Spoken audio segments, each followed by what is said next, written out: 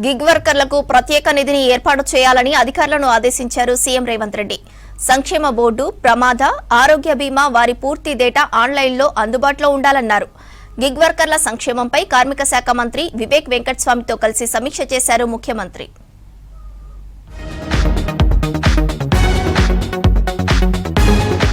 Gig వర్కర్ల సంక్షేమంపై focus చేసింది రాష్ట్ర ప్రభుత్వం.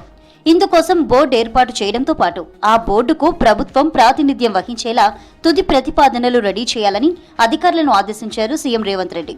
గిగ్ కార్మికులకు సంబంధించిన పూర్తి డేటా ఆన్లైన్లో ఉండేలా చర్యలు తీసుకోవాలన్నారు. రాష్ట్రంలో గిగ్ వర్కర్ల సంక్షేమానికి సంబంధించి ప్రతిపాదిత పాలసీ, ఏటీసీల అభివృద్ధి, పనుల్లో పురోగతిపై సెక్రటేరియట్లో కార్మిక, మైనింగ్ శాఖ మంత్రి వివేక్ వెంకటస్వామితో కలిసి రివ్యూ చేశారు సీఎం.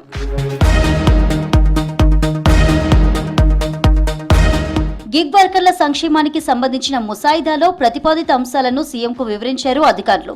సంక్షేమ బోర్డు ఏర్పాటు చేస్తున్నట్లు చెప్పారు. గిగ్ వర్కర్లకు ప్రత్యేకంగా ఒక సంక్షేమ నిధిని ఏర్పాటు చేయాలన్నారు సీఎం.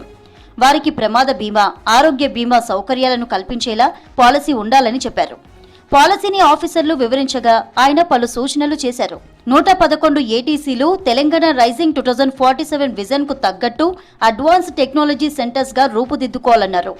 నిర్దేశిత సమయానికి అనుగుణంగా వీలైనంత త్వరగా ఏటీసీల అభివృద్ధి పనులు పూర్తి చేయాలన్నారు. మారుతున్న పరిస్థితులు, పరిశ్రమల అవసరాలకు తగ్గట్టు కోర్సులు, శిక్షణ అందించేలా చర్యలు తీసుకోవాలన్నారు సీఎం.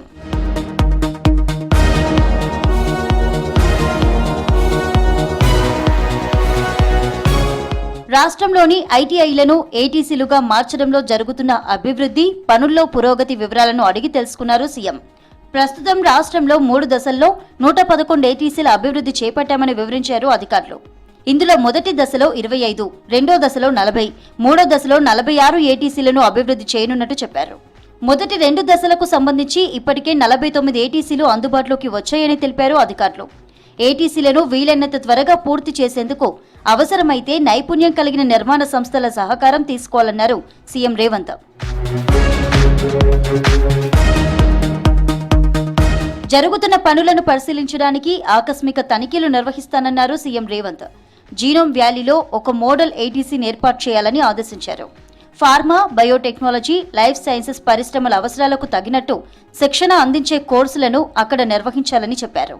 అవసరమైన స్థలాన్ని కేటాయించడంతో పాటు అధునాతన సెంటర్ ఏర్పాటు కోసం ప్రతిపాదనలు తయారు చేయాలన్నారు. ఈ సందర్భంగా ఏటీసీలు తెలంగాణ యువతకు అత్యాధునిక శిక్షణ సంస్థలు అనే పేరుతో రూపొందించిన పోస్టర్ను ఆవిష్కరించారు సీఎం రేవంత్ రెడ్డి.